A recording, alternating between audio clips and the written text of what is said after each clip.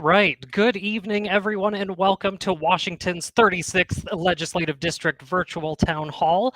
Joining us tonight is your 36th District delegation, State Senator Noel Frame, and State Representatives Liz Berry and Julia Reed. Tonight, they'll be answering your questions about the 2023 legislative session. First, a big thank you to all of you who submitted your questions in advance.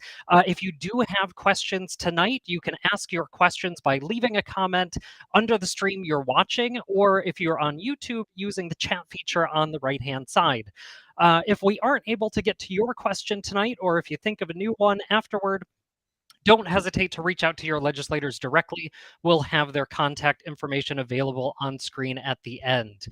All right, with those housekeeping notes aside, let's get started with some opening remarks. Senator Frame, let's start with you. Well, good evening, everyone, and thank you so much for joining us today. We did an in-person town hall before the session and now trying this different format. Hopefully we'll have some different folks and other folks that were in our in-person town hall as well. So excited to be here and share a little bit about how my first session in the Senate is going after 7 years in the House. As I shared before, I'm excited to be on 3 committees. I am the vice chair of the Housing Committee, vice chair of the Business Financial Services Gaming and Trade Committee, and also a member of the Human Services Committee. And proud to share, I passed 4 bills out of the Senate this year so far, which I'm sure we'll talk about today, and 9 more as House vehicles, including several with Representative Reed. We're quite the dynamic duo this year in the 36. So excited to be here with my seatmates tonight. And with that, I will turn it over to Rep. Berry. Liz, take it away. Thank you so much, Noel. Hi, everyone. It's so wonderful to see you. I'm Representative Liz Berry, and I have represented you since the 2021 session. So this is my second session. And just as a reminder, I serve as the chair this year of the House Labor Committee, and that's a new assignment for me, which I'm very much enjoying, and learning that my job is really to make sure other people's priorities get passed. And that's been a lot of work, but really fun. I also serve as a member of the Energy and Environment Committee and the Transportation Committee. And I love the intersection between those 2 committees to make sure that our transportation sector remains as green as possible. I'm also co-chair of the Moms Caucus, as the proud mom of George 6 and Eleanor 3. And I'm proud to let you all know that many of those priorities for moms, kids, and families in Washington have moved forward, and it's looking good this year. So with that, I look forward to your questions, and I'm happy to pass it off to Rep. Reed. Hi, everyone. I'm Representative Julia Reed. I am the new member of the delegation. Was just elected in gosh, what year is it now? In 2022. What is time? And I'm really excited to represent you here in my first session, which is also the legislature's first session back in person since COVID. So there's a lot of energy this session. I am the vice chair of the Post-Secondary and Workforce Committee. Many of you may know I'm really passionate about opportunities that connect, especially our young people, but also our immigrants and refugee communities, our reentry community, to economically sustaining family wage, unionized jobs in our area. A lot of exciting stuff happening in our post-secondary and workforce fields. I'm also serving on the Housing Committee.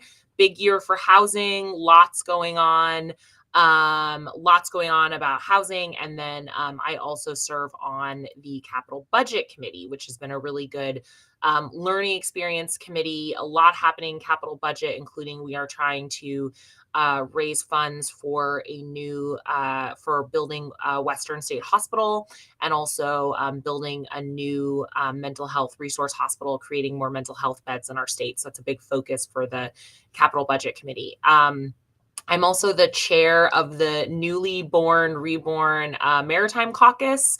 So trying to help organize and promote the maritime and fishing industries in our state and certainly in our district. And I was really excited to be at the Blessing of the Fleet this weekend with local celebrity Rick Steves, which was very exciting for me, but also with all of our awesome fishermen and with Jeannie Cole Wells, who served this district as a state senator for many years. And it's a really exciting experience. So I'm excited to talk to you, answer your questions, and we will talk more. Thanks.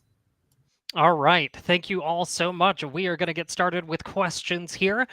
So, starting right off with probably one of the most popular questions that we got ahead of time, is the legislature going to step up and take the action necessary to make the wealthy pay what they owe in taxes? Senator Frame, let's start with you.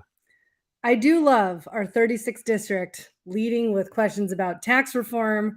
This is why I represent you, everybody. Well, thanks for the question. I am really thrilled to have reintroduced the Washington State Wealth Tax Proposal this year, Senate Bill 5486, to do exactly what this question asks, have the wealthy pay what they owe. As we explained it very simply, we all pay property taxes on our homes, whether we own them and we're paying on that as an asset, or whether we pay it through our rent as renters, but we are all paying property taxes. Frankly, that is a tax on wealth. It's the wealth of the middle class. And all we're saying is the wealthiest among us should pay taxes on their assets, just like we all already pay taxes on ours. This is the third session that I've had this bill. And I'm really proud of the progress that we've made. And frankly, building on the progress of passing the capital gains tax in 2021, which is that first major step towards having the wealthy pay what they owe here in Washington. From the proposal from 2 years ago to now, big movement and co-sponsors. 75% of the House Democratic Caucus and 65% of the Senate Democratic Caucus signed on as co-sponsors, including all three of the women that you are looking at right now, including, frankly, some unlikely allies, people supporting the wealth tax that didn't even support the capital gains tax. That's huge progress and momentum. The bill, as you know, is not subject to cutoff, and so it is live until we gavel out on April 23rd, and it's moving through the process. You know, we got a revenue forecast today that was lower than we were expecting, coupled with some other factors. We are more than $1 billion less in funds available to us for budgeting purposes this year than even 5 days ago. And so our budget writers have some serious decisions to make. And I'm really proud that the wealth tax is an option to them, which, as currently proposed, raises $3 billion of new revenue a year. And I know we've got some questions coming, but we have some very expensive, big ticket items that our constituents care about: special education, affordable housing. And when you're talking about $1 billion less of revenue to work with, well, it's either cut programs or raise revenue. And we've got really important programs to pay for, like special ed and housing. So I hope my colleagues will take it seriously. I will note it took 10 years to pass the capital gains tax. It's only the third year. So I want folks to know that if it doesn't pass this year, that's okay in the context of the arc of justice it takes to make the wealthy pay what they owe, but hopefully we will get it this year, and we're pushing as hard as we can. Thank you always for the question and having my back as your tax reform nerd and champion in the legislature. Back to you, Dave. All right. Thank you so much for that answer. Second question, another popular one that we got. What is the legislature doing to make our roads safer, especially for people on bikes and pedestrians? Rep. Reed, I know you've been doing some work around this.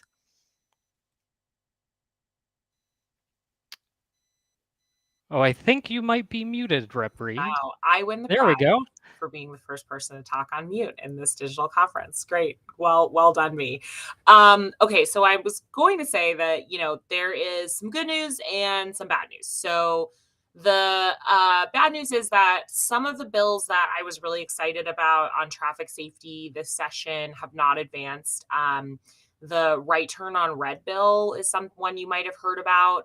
That's one of the big danger areas, and I see this all the time in Lower Queen Anne, especially on Mercer, is drivers turning right on red and hitting or nearly hitting pedestrians crossing the street, people trying to cross the street on bikes. So that bill did not advance, but I think we're going to try again next year.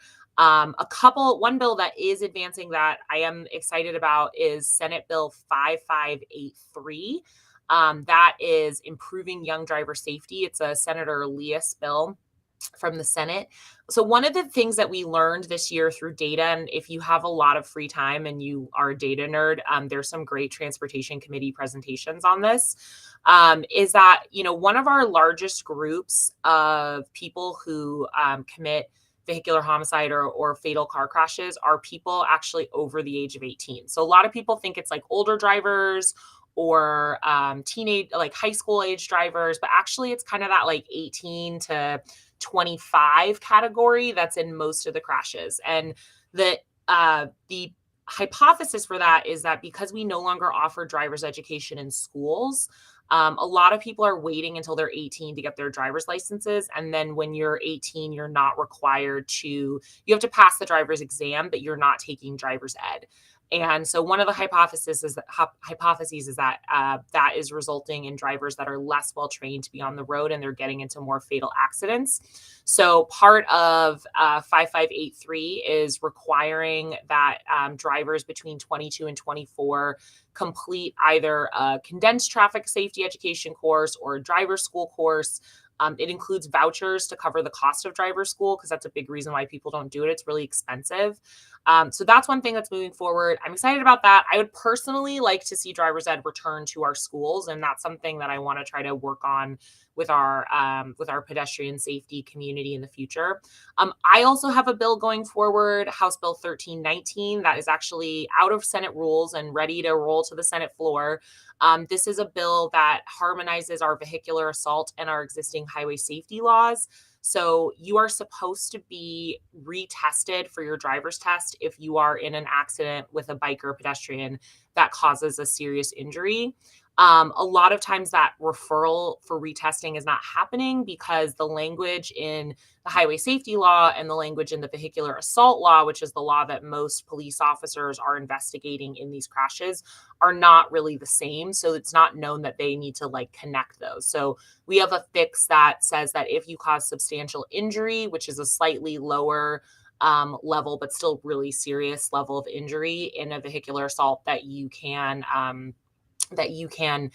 will then need to be retested for your driver's license before you get back on the road. And that's carrying on the legacy of a teenager named Cooper Jones, who was killed. He was in a bicycle road race, so a sanctioned race that with set-asides and safety procedures, and a driver who really should not have been driving and just hadn't been flagged for retesting killed him when he was just a teenager. And so his legacy really is continuing to live on. His name is part of a number of traffic safety statutes in our state. And I feel like it's a real honor to be able to do something that carries on and brings Cooper Jones to more attention. He loved cycling just like I do, and I'm really committed to making our roads really safe. So those are a couple of road safety bills that are moving forward. I'm saddened that not the whole suite of traffic safety ideas that we proposed went forward, but that is what happens, unfortunately, in session is some good bills don't advance that year, but we might be able to bring them forward next year. Very true. All right. Next question, again, a topic at a lot of top of people's minds. I'm tired of hearing about shootings in schools, and I'm horrified by the drills that they make kids go through to prepare for such a thing. What is the legislature going to do to protect us? Rep. Berry, let's start with you on this one. Thank you so much for that question. You may not know this, but gun violence is now the #1 killer of children in America. Let that sink in.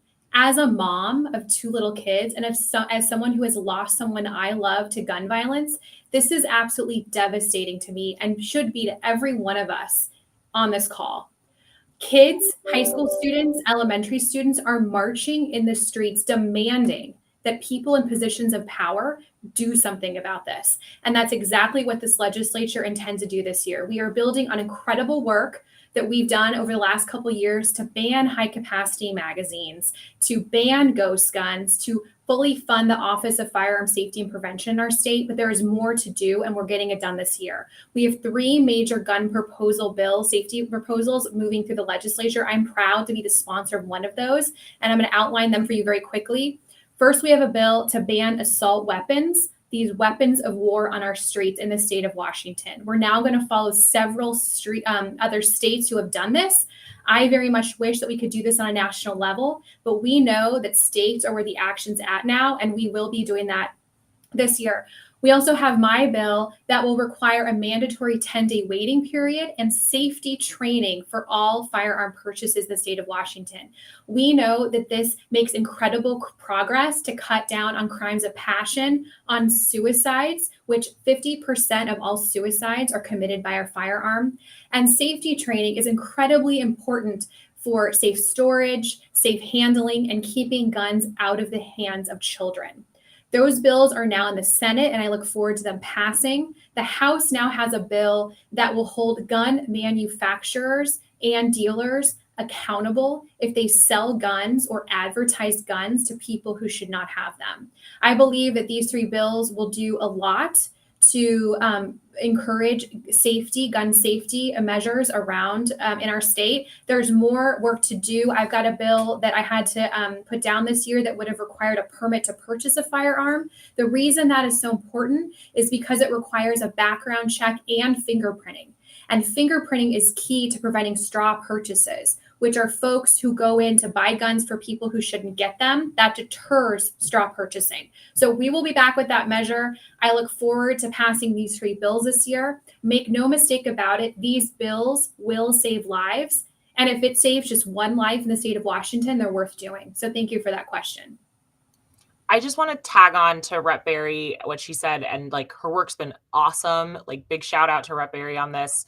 And also just one of the things that really struck me when we were doing the debate on the gun bills in the House was Representative Daria Farivar stood up and noted, she's 27. She's a member of the lockdown generation of young people who are doing lockdown drills in schools. And I think having her be part of this conversation is so important. And I'm really inspired by seeing more and more young people running for office and bringing their voice and their direct experience with these drills and these school shoot. I mean, I'm not thrilled that they're bringing their direct experience with these school shootings, but their experience is so important. And I think we are seeing a big shift in the way people talk and think about these issues in the legislature. Great. Thank you both so much. All right, we are going to go to a live question here. Tammy from YouTube, I believe. Yes. And it looks like this one is for Senator Frame. I want to thank Rep. Berry and Rep. Reed for your support on HB 1324, juvenile points. Just wanted to get your thoughts on HB 1324, Senator Frame. Great. Well, Tammy from YouTube, that sounded so funny. Tammy, thank you for being with us on YouTube and asking a question. And thanks for asking this question. So I think a lot of folks that come to our town halls know that I work on tax issues and I'm a total tax nerd. If there are any other issues that I work on with that level of passion, it's juvenile justice.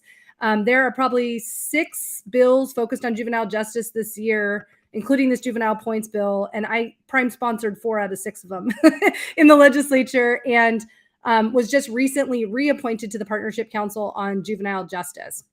So this is an area of interest and passion for me. The juvenile points bill, funny enough, I've never sponsored. You don't see my name on it, but my fingerprints are all over it, I like to say.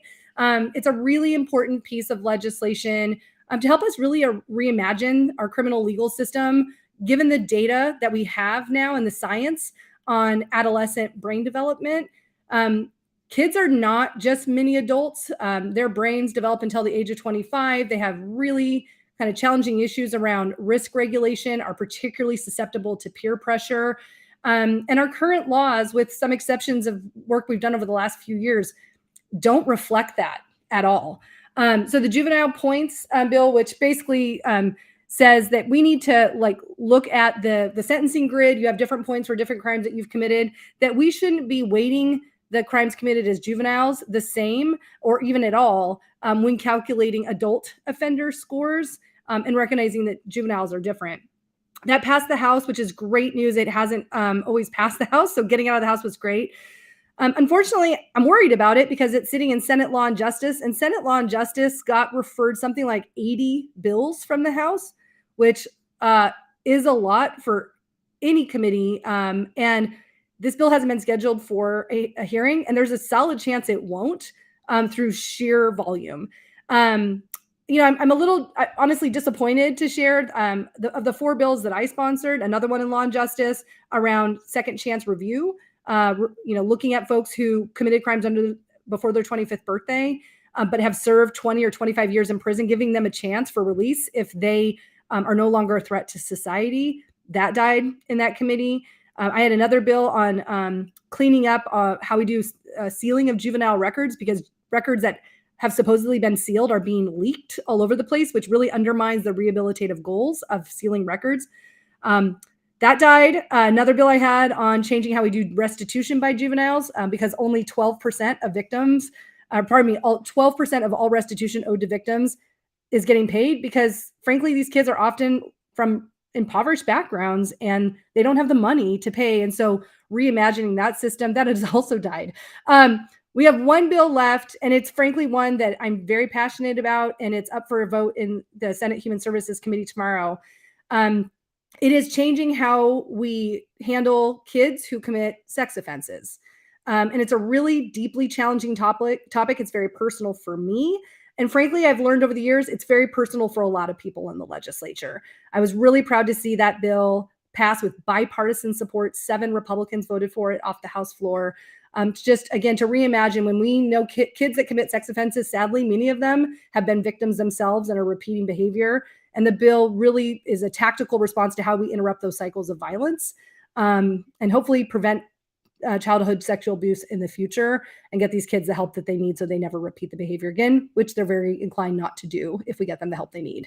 So thank you so much for the question about juvenile justice. It's obviously a huge area of passion. And I will say thanks and turn it back over to Dave. All right. Thank you so much. Okay. Next question again, coming live from YouTube, is WB. Thank you. Oh, sorry. Yeah, no, that's the right one. I'm sorry, reading these quickly. Thank you, Rep. Berry and Rep. Reed, for leading on HB 1045 to establish a statewide basic income pilot. Very sad it didn't pass this session. What can we do to pass it next time? Oh, I'm so happy you asked about this question. This is my bill. I was the prime sponsor. My bill would have established the Evergreen Basic Income Trust in Washington to provide guaranteed basic income for folks who qualify. We know that giving people cash with no strings attached absolutely works in lifting folks out of poverty. And we know that because the federal government gave millions of Americans stimulus payments during the pandemic, and poverty fell to its lowest rate in decades. Washington could be the first state in the country to launch a statewide program. And we're going to do that starting with a pilot to show that it works, get the data, and then make that a permanent program. Many of you may know about the hundreds and hundreds of local programs that have been performed all across this country with fantastic results, permanently lifting people out of poverty, allowing people to pay rent and food and childcare, go back and reimagine a different future for themselves and their family. That's a privilege that I enjoy, that Julia and Noelle and I enjoy, and we think everyone should have that same privilege. And that's what Guaranteed Basic Income is all about. Unfortunately, because we were having a tight budget year, this money is all about giving cash to people. I was told that we're not doing any new programs this year that are very expensive like this program would be, but you better believe that we have the support and the hearts and minds behind this around the policy. We just have to figure out a way to pay for it. And I have a lot of, I bet Noelle has some ideas about that. Well, text. Anyway, so more to come. You will absolutely be seeing this bill move forward from me in future sessions. And I think it made huge progress this year getting out of the policy committee and into the fiscal committee. That is a path that it's never had before. So I'm very excited about that progress. So thank you for the question and for your excitement. And thank you. All right. Next question again, one of the most popular questions that we got ahead of time. Will you be lifting the special ed cap and fully funding public education? We can start with Rep. Reed on this one. Yeah, this is a tough one. And I saw Jana, one of our viewers, mentioning that she'd like to get a different answer other than we're doing our best. So I'm going to give a different answer, which is that we are doing what we can. It's super hard. Rep. Berry mentioned the revenue challenge. That's a big one with this. And I agree with what Jana also said later, which is that not fully funding special ed is actually more expensive in the long run. So we are working on, basically the plan that has been developed is one that does not lift the cap this year, but does set us on a path to lift the cap. It also includes in the near term, and it also includes wanting to be sure that we have a good plan for our special ed spending and that we're addressing some of the concerning inequities that we're seeing. Like, for example, young boys of color being referred to special ed more frequently than other kids. And we're also trying to ensure that, we are meeting all of the other needs that our kids have, including food and housing. And this is the real bind of that revenue issue that Rep. Berry mentioned. And I know it's really frustrating to hear us say the revenue, but there is a real money in, money out part of being in state government. We're not like the federal government. We can't go into debt every year. We have to balance the budget. And so we either have to raise revenue or cut programs. And that's unfortunate. And I also think we have to be honest with you that like the solution that we came up with this year, and Rep. Frame or Senator Frame says this really well, is really like what we're doing is solving school district problems. We're not solving family problems. We're doing a revenue swap so that school districts can have more space under their levy cap. And sorry if I'm not using the exact right terms. I understand the concepts, but I'm still kind of mastering the terms. And that will be good. They'll have more school district funds that they can free up to use in a more flexible way. But that's not solving families' problems. And that's not solving the problems that our families are expecting us to solve. So we are going to keep working on it. And I know that there's a huge amount of frustration on this. And I share that. And I'm also I think none of us are happy with the way this turned out, even though I do think we are trying to do what we can, given the strictures that we're working under. I don't know, Senator Frame, if you want to add anything. I think you said it really well, Rep. Reed. And, for folks that have been around, I mean, it's starting to feel like McCleary, where we're not actually increasing funding. We're just swapping out who's paying for it. And that's certainly what's happening this year. And that is important. The state should be meeting its paramount duty and paying for basic education, and special education is absolutely basic. So it is a first and very meaningful step in us meeting our obligation. I just don't want to send the message that we have any illusion that that's actually meeting family needs and increasing services. It's not. And frankly, like, I will make this very quick. This is part of the argument I'm making with the wealth tax, because we are going to pay this bill. And school districts are telling us this is maybe as much as $1 billion of additional funding. So when that bill comes due, who's going to pay? Like, are we going to come back to you guys on your property taxes on your house like we did in 2017? A bill I voted no on, because we had better options to ask the wealthy to pay what they owe. And we didn't do that in 2017. I voted no. And I'm telling my colleagues, pass the wealth tax so that the wealthiest among us are actually sharing equitably in the responsibility of funding public education. So that's the pitch, guys. And we're telling our colleagues that, and we'll keep fighting, because we know we need to pay for these services, and it's not all on us to fund it. Some of the residents in our state are paying $0 in taxes on their assets when we're paying our fair share. So there's work to do, and we hear you loud and clear. Thank you for the question. All right. Thank you both. Next question we have. What is the legislature doing this year to protect the right to abortion in Washington? I heard about this lawsuit in Texas about mifepristone, and I'm worried. So I'll just jump in here really quick and talk about actually the lawsuit that's been launched by Attorney General Ferguson and why it's so important. So there is a judge in Texas, the Fifth Circuit. This is the lawsuit that you've heard about, that if he is successful, and clearly anti-choice advocates shopped for the court that would be the most helpful to them. If we get a bad ruling out of the Fifth Circuit, it might shut down access to mifepristone nationwide. So no matter what we do here in Washington, this may take it off the market. For folks who are not familiar with this, mifepristone is sort of one part of a two-part combination of drugs that assist with medication abortion. I think something like 60% of abortions in Washington state are done with medication, which means they're done really early in the pregnancy. And by the way, this is the exact same combination of drugs and same prescription for miscarriage management. It's the same thing. When you're dealing with a miscarriage, it's an abortion. And right now, the FDA has made this so hard to get mifepristone that they're requiring, for a long time, regular pharmacies didn't have access to dispense it at all. They supposedly said they could now, but they've made it really difficult for pharmacies to be able to do that. So right now, unless your doctor hands you mifepristone, even if you have a prescription, you cannot get access to that drug from your regular pharmacy here in Washington state, even in a pro-choice state like Washington state. So that lawsuit from AG Ferguson will hopefully provide a alternative to the Fifth Circuit, because we're in the Ninth Circuit, and potentially could put a stay on the ruling out of Texas, and hopefully keep access to mifepristone. I don't know if my House colleagues want to say anything about the SHIELD law or anything else that you guys have done in the House. I know we're running out of time and we have a lot of questions. But we are doing some important work around data and protecting data on women for reproductive care, protecting folks from being extradited. So, doing a lot of good stuff. And let's go to the next question. Thanks, Dave. All right. Thank you so much. What is going on with the free school lunch bill? Ooh, I'll take that one. So excited about this bill. It's a House bill. It was a priority of the Moms Caucus. Woo woo. Many of you who have kids in elementary school will remember during the pandemic, the federal government unleashed a ton of money for every single elementary school to offer free lunches to all students.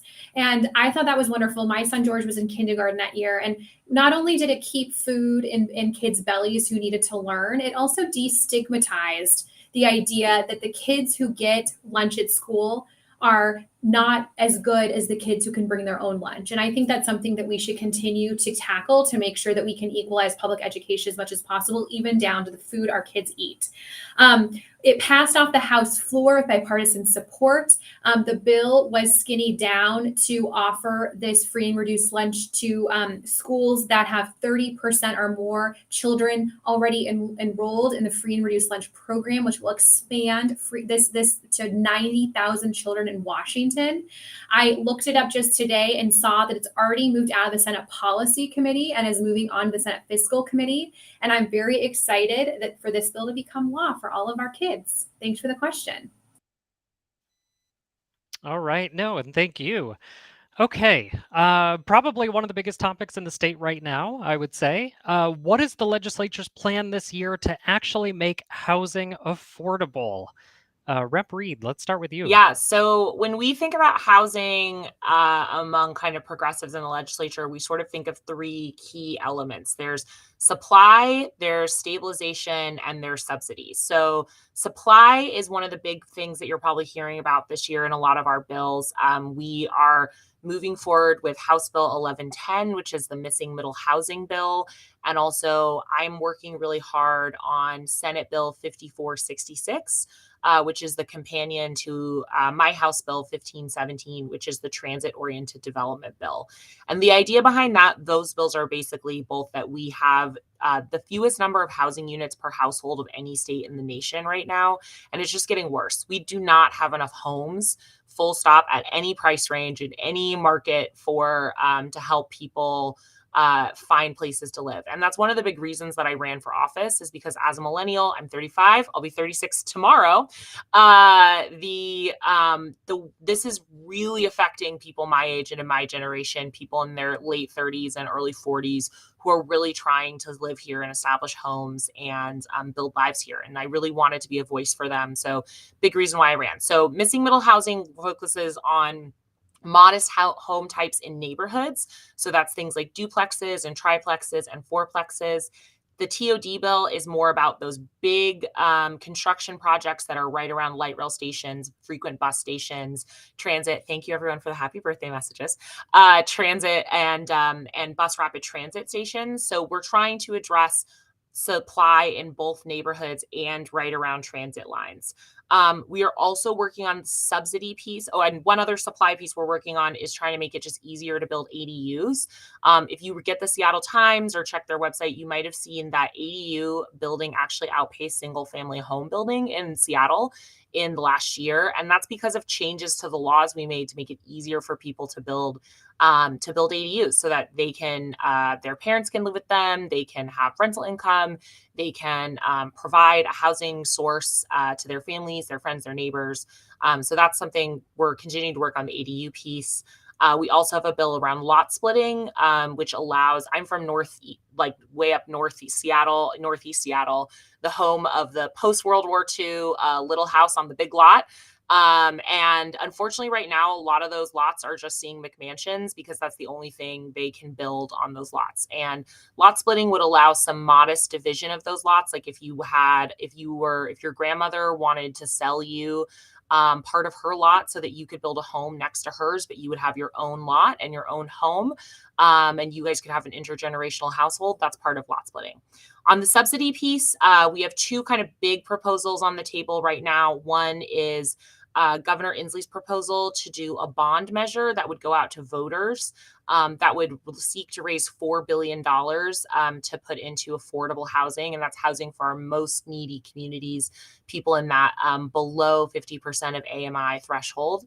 There's also a bill, which is House Bill 1628, that Rep. Chop, our former Speaker of the House, is putting forward, that raises the real estate excise tax on home sales over $5 million. The intention with both of those bills is to raise a significant portion of funds to build really, really affordable housing. The piece I didn't talk about as much is stabilization. That's helping people stay in their homes. And I've been pretty vocal about this. I'm disappointed. I don't feel like we did enough this session. I know we didn't do enough this session to help renters who are struggling with high rent increases to stay in their homes. We didn't do, and so we're trying to do some stuff through the budget for rental housing assistance, which is assistance that actually goes directly to landlords to help renters who are struggling with the cost of paying their rent, and also utility assistance, which supports which helps people keep their utilities turned on. We're also making a massive investment in the Housing Trust Fund through the budget, or we're trying to. So there are things going forward. I really want us to do more for renters next session, even modest bills like trying to just give renters a little bit more heads up when their rent is about to increase, did not go forward. And I don't feel like that's enough, and I want to do more. All right, thank you for those responses. And you might have noticed a couple of people in the comments noted that you have a birthday coming up too. So from our viewers, happy birthday in advance, Rep. Reed. Okay, next question we have. I think this one is going to Senator Frame. Property crimes are getting worse. It is really hurting businesses, small or big. What do you have planned to change that? Yeah, thanks for the question. And I'm going to kind of answer this in a couple of ways. And this is something that's not just happening this year, but we've been tackling this over the last couple of years and trying to be really smart about how we are tackling issues around property crime. One is kind of going upstream and understanding, where, for instance, stolen products are being sold, and really looking at, they call them fencing operations, where it's really a coordinated attack. It's not just the individual people, but somebody's coordinating this, somebody's getting that product, they're selling it.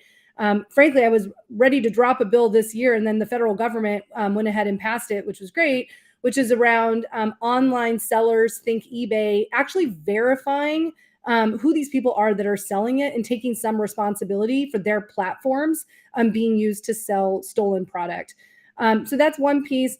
Another big piece that we've heard about a lot, catalytic converter theft. This is a great example of like where work groups are actually a good idea and are actually producing good solutions, and really looking at going again upstream, understanding verification of products that are being sold, that they are certified sellers, not buying just random catalytic converters off people off the street, from the metal shops, for instance, because they're probably stealing them out of your car. So that's been really a good, thoughtful approach at sort of getting at the higher level. And then I will say, unfortunately and really sadly, I think a lot of the property crime that we are seeing in our community is being fueled by drug addiction. These are people that are deeply addicted to drugs. Obviously, fentanyl is a huge issue on the street right now. And you're seeing people committing theft repeatedly because of those substance use disorder issues. And part of why folks are doing that and then cycling through and going right back out on the street is, frankly, we have some really big issues around and backup around competency restoration. And we had a lawsuit a few years ago called the True Blood lawsuit. And we are so backed up in our behavioral health system that we are detaining people waiting for their restoration of competency, meaning they get behavioral health services so that they are determined to be eligible to even stand for trial. And that system is taking so long that we have to release people because we're violating their civil rights because their detention is exceeding whatever sentence they would have gotten. So I'm really proud. Senator Gingras had legislation this year, 5440, that's really looking at, again, tackling that backup on restoration of competency. And then I have another bill in the mix, much smaller than Senator Gingras, around assisted outpatient treatment, which is 5130. And assisted outpatient treatment, or AOT, is sort of the halfway point. If somebody cannot or should not be committed to involuntary treatment, but they're also somebody that's not going to participate in behavioral health services on a voluntary basis, the court can order them into assisted outpatient treatment, where the court compels them to participate in that treatment. And that's one of those things that will hopefully get folks to actually address their underlying substance use disorder, and not be resorting to things like property crime, frankly, to pay for and fuel their habit. So I think we're being really smart about tackling this. Just arresting a bunch of people and throwing them in jail is frankly not working. They're just getting cycled back out. We have to solve the more systemic problems. And I think we're doing that with really smart legislation this year. Thanks for the question. All right, thank you. Okay, next question comes live from Sherry on YouTube. Can you explain why the RAP Act didn't get a vote in the House? What can we do to make sure it passes next session? Rep. Berry, let's start with you on this Well, one. that was my bill. And Sherry, I appreciate you asking about it because I know how much you cared about it. So I had a bill to revolutionize the way that Washington recycles. Many of you may know that we used to be a leader in the country of the materials that we recycled here. We have been on a sharp decline over the last decade, and requires a holistic approach to redo the way and reimagine the way we recycle products in Washington. 50% of what you think you're recycling is going to landfills or being incinerated. That is unacceptable to me, and not the kind of world I want to leave my kids when these are products that can be reused into new products. So I had a bill called the RAP Act that would have done three main things. The first is put together a producer-led recycling system where producers who make the stuff that's the hardest to recycle pay the most into the system so that we can deal with the products on the end market. It also incentivizes them to use more recyclable or compostable packaging when they make products. So think about at your birthday parties, your little kids, all of the packaging waste that is done once they're done ripping over their gifts. Well, the system I reimagine is one where there's less packaging at the front end, and then that's all easily recyclable in the back end. So that's what that system would do. The second part of the system would expand post-consumer recycled content. So making sure that mostly around plastics, we're requiring new plastic materials that are made with recycled plastics from something else that was made previously. And then the third part of the bill was including a bottle deposit system. So Washington now only recycles 28% of our bottles and cans. That's unacceptable to me. States that have a bottle deposit, and there are 10 of them, have a 65 to 85% recycling rate. So those three elements together put together the RAP Act. I will say that I didn't get one letter, nor did anyone I know from constituents who opposed the bill. It was all lobbyists, and they were hired up in droves because packaging does unfortunately touch so many different areas of corporate life. They were opposed. Everyone wanted exemptions, and the bill died from the weight of all that opposition. But we will be bringing it back. I don't want you to give up hope. We had high schoolers and college students from all around the state coming to the Capitol, pounding the marble floors, asking for this change. Young people are just really excited about recycling, and I want to deliver for them in the next session. So it'll be back. So thank you for that question, Sherry. And I'll look forward to working with you in the interim on it.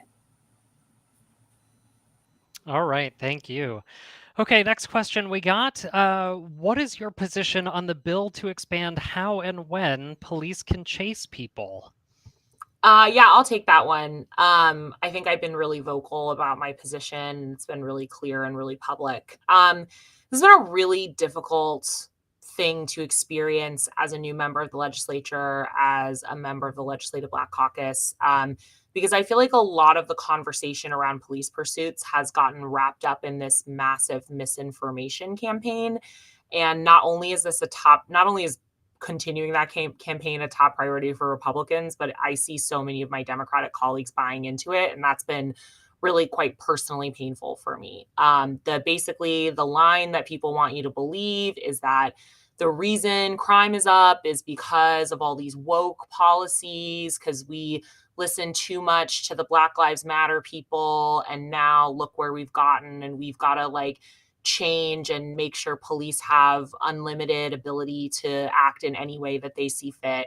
And it's just been really frustrating. And what has been lost in this is kind of the whole reason why we passed the initial accountability measures on police pursuits, which is that people were being killed by high-speed police chases that were, in most cases, ending up in accidents more than they were ending up in arrests. And when they did arrest people, the most common things they were arresting them for were things like driving with a suspended license. And I just don't think that people should die because they have expired car tabs or an old license. And I don't think kids should die trying to cross the street. And I don't think anyone should die because of nonviolent offenses. The fact of the matter is the existing law does allow police to continue to do high-speed pursuits in the event of serious crime, which I think is something that we support. And the other fact of the matter is that police are already moving past police are already in our area already moving past using high-speed vehicular chases because they recognize that they are dangerous for officers and for communities. So in Redmond, they use GPS trackers to track suspects when they're not involved in serious violent crime. In Spokane, they use air support. They use helicopter support. So there are ways to pursue suspects, to stop crime without needing to do these really dangerous high-speed chases. And frankly, I'm really disappointed in my Democratic colleagues. We made a commitment to communities of color to stand with them 2 years ago. We passed significant legislation to create greater safety, not just in Black communities, but in all communities. And I feel like now, under the pressure of this massive misinformation campaign, we are rolling back and stepping away from that. And Democrats are leading that. It's not Republicans that, like, the bill in the Senate was a Democratic bill. The bill in the House is a Democratic bill. So Democrats are leading this rollback. I think it's really unconscionable. And I think it's unconscionable because, frankly, I think people are being lied to. They're being told that this rollback will make a difference in terms of stolen cars, and that's not true. They are being lied to. They are being fed misinformation. That's why I was a big supporter of 1586, which was a bill to take a step back and actually turn down some of the heat and the rhetoric on this conversation and form a work group with advocates, police, law enforcement experts, and really look at the data and the best practices around police pursuits and try to come up with a policy that's actually based in data and best practice and not based in this really heated rhetoric campaign. So that bill so far has died while the rollback bill is continuing to move forward. I've heard that they may be trying to bring back elements of that work group bill in the budget. I don't know. We'll see. I've been an active voice against this in caucus, and it's been really frustrating to feel like we're not being heard. And to see other bills like 1513, which was a great bill by Rep. Street to reduce interaction from traffic stops, which is a big way that people end up being involved in police violence. That bill was also killed. So we're seeing very little action to improve accountability and safety for all communities, especially those impacted by police violence. We're seeing a lot of action and energy to roll back from commitments we've already made. I'm just going to chime in here real quick to say we are united on this issue. And I was a very loud no vote in the Senate caucus when this was on the floor. And half the Democratic caucus voted no on that bill. A lot of the things, I mean, I can't say better than Julia. I mean, some of the misinformation around this was just appalling. So discouraging for sure, but at least half the Democratic caucus in the Senate voted no. And I expect if it got to a floor in the House, you'd see the same split. Pretty bad. Back to you, Dave. Yeah. Thank you both for those answers. Okay, next question we got, Senator Frame. This is headed to you. Can you speak to what is happening with your bill to make members of the clergy mandatory reporters of child abuse, and what the path forward is? Yeah, thanks for the question and the interest. That bill is getting a hearing in the House Committee of Jurisdiction tomorrow. For folks that have not been tracking this bill, came as a bit of a surprise to me that our religious leaders or clergy are not already mandated reporters of child sexual abuse and neglect, like teachers are, for instance. And it turned out this was a bill that our own Mary Lou Dickerson, former Representative Dickerson, had fought for and gotten passed out of the House some 20 years ago. And then Senator Cole Wells took up the mantle in the House where it died a certain death. And here we are 20 years later, picking up the baton and trying again. The bill passed out unanimously out of the Senate, and partly because we couldn't do the one thing that was really hard, and we're frankly hoping the House will do it, which is the bill that came out of the Senate, the bill that I introduced, but it was hoping to get a better bill, and hopefully we will, includes right now an exemption for what is called clergy penitent privilege. And while it applies to all faith communities, the most commonly understood example of this is confession in the Catholic Church, meaning if a member of the clergy learns of child abuse or neglect in the context of clergy penitent privilege, i.e. confession, that they are not required to report that under the mandated reporter law. It's a tough issue. I think a lot of people are conflicted on it around religious grounds in particular. I personally feel like child abuse is child abuse, and that should be reported so it can be investigated and children can stop being abused. My hope is that the House, which they already did on the House version, remove the clergy penitent privilege exemption, pass it over back to the Senate, and that we'll be able to concur with that version of it. I do think even if it passes without that exemption being removed, it is still a very big step forward. Religious leaders have a very special relationship with children and their families and often hear about things. I want kids to know that they can trust religious leaders to help them just like teachers help them now. I've, of course, shared my own personal story about my own abuse as a kid, and partly how my parents found out was because I told a teacher who was a mandated reporter, and that eventually got over to them. It's a tough issue, and clergy have a responsibility to report. So I feel pretty good about its path forward, at least in the minimum version it's in now, but hopefully the stronger version with that penitent clergy privilege removed. So thanks for the question. Keep track of it. And as our resident Catholic on the delegation, I just want to say that I really strongly support removing clergy penitent privilege from this bill, and I'm going to be trying to advocate for that with my House members. Such a good seatmate. Thanks, Rep. Breed. Great. Thank you both. Okay. A few people sent in questions related to this who have been following along for the past couple of years. What is the money raised by the Climate Commitment Act going to be used for? Rep. Berry, let's start with you. Oh, I love this question. So as a member of the Energy Environment Committee, we've been watching the unfolding of this bill very closely and excitedly. So it just as a recap, in 2021, we passed this Cap and Invest climate strategy for Washington. And just this February was the first auction. And I'm really happy to announce that the state raised $300 million, which is money paid for by oil refineries, manufacturers, natural gas companies, and energy providers. And so now the state legislature gets to decide how best to spend that money in the interest of decarbonizing our economy. So the governor released his ideas a couple months ago. The legislature is going to be releasing ours in a few weeks. And I have a strong inkling that it's going to have two big parts to it. One is decarbonize very carbon intensive industries like manufacturing and the transportation sectors. And also, I think the other big part of it, and something I'm advocating for, is helping folks decarbonize their own homes, because it's very expensive to install a lot of these technologies that we know are necessary. My family installed a heat pump this summer because our furnace was burning out, and it was really expensive. And we need to make sure that that's available for all kinds of communities, not just those who can afford it, because they will truly be left behind if we don't bring them along with us. So I'm going to be fighting for those investments. And also, we know who the big polluters are. We need to start getting those technologies out of our system that are polluting our water and air and land and all of that. So that's all I know. More soon to come, but it's very exciting that we're going to have this money to spend in a way that truly will invest back into our green energy economy here in Washington. All right, great. Thanks so much. Okay, we are getting to the end of our program here tonight. So I just want to throw one last question to all of our members. What bills are you each most still excited about? Well, so many, hard to choose one.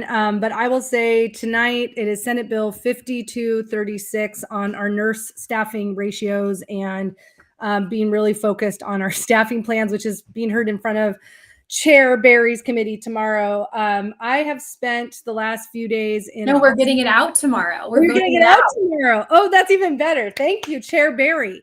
This is something I've supported the last few years. We've had a bill for several years, and we were able to get a negotiated agreement out of the Senate and over to the House something that was agreed to by the nurses and the hospitals. And it's not everything everybody wanted, but it's a gigantic step forward.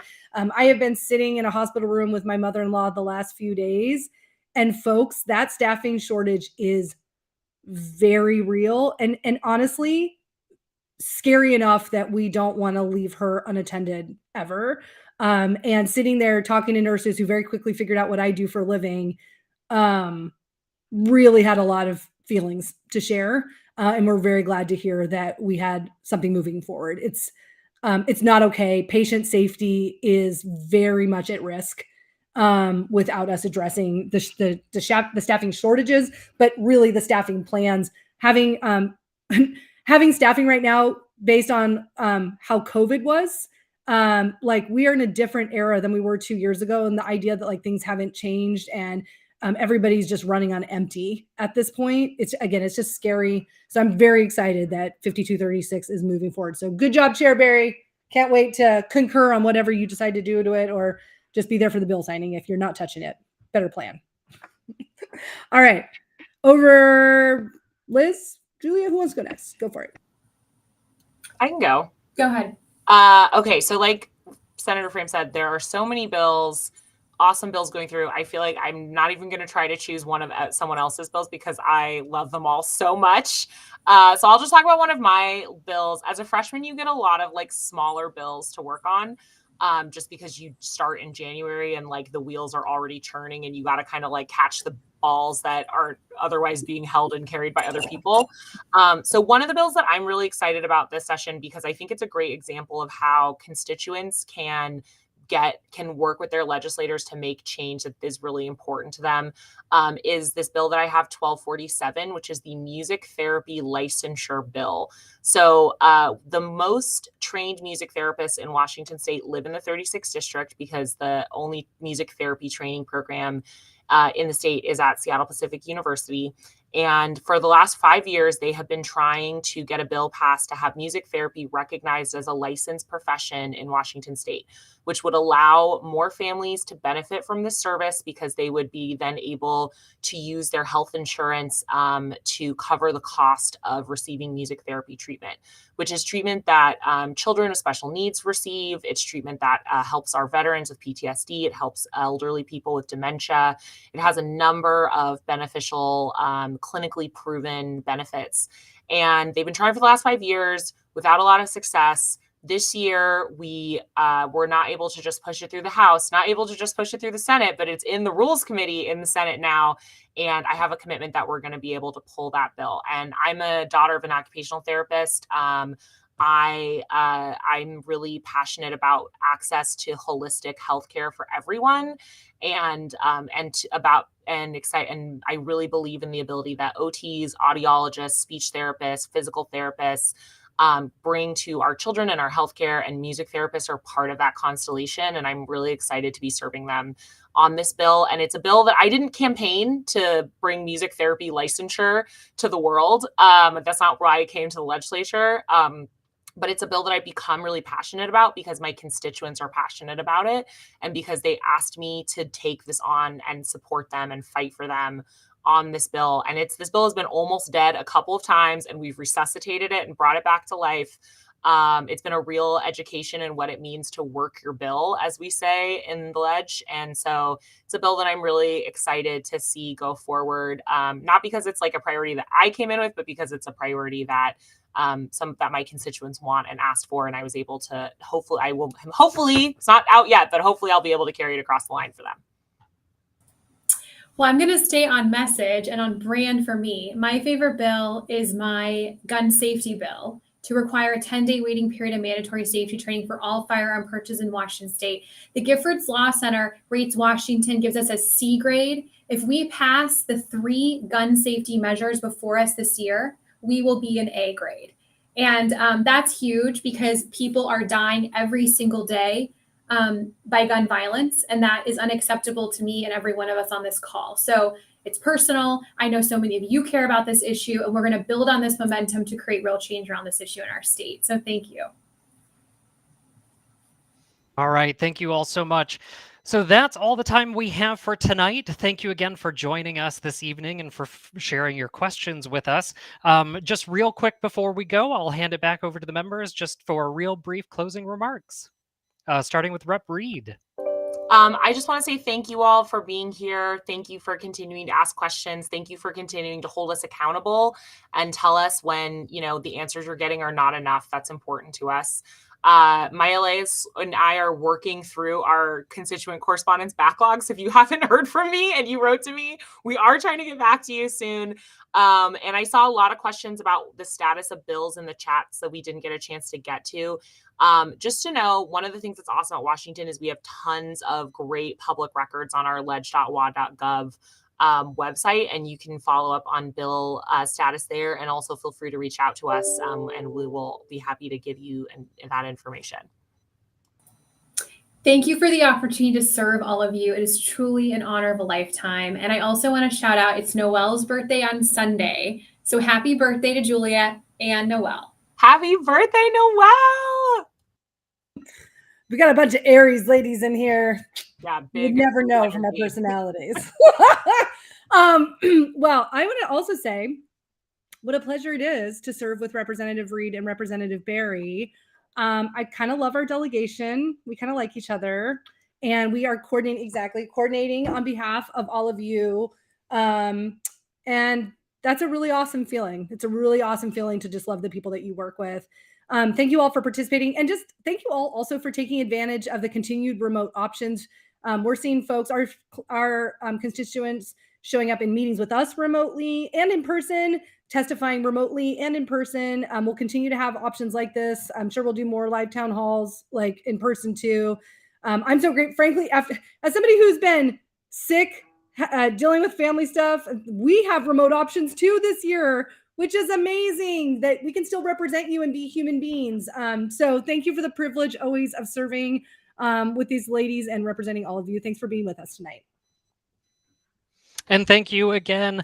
Again, if we didn't get to your question, or if you've thought of something you'd like to ask, don't hesitate to reach out to your legislators directly, as all of them mentioned. We'll have their contact information up on screen momentarily. And if you weren't able to catch the entire town hall tonight, a recording of tonight's town hall will be immediately available as soon as the live stream ends. And with that, thank you again, and good night.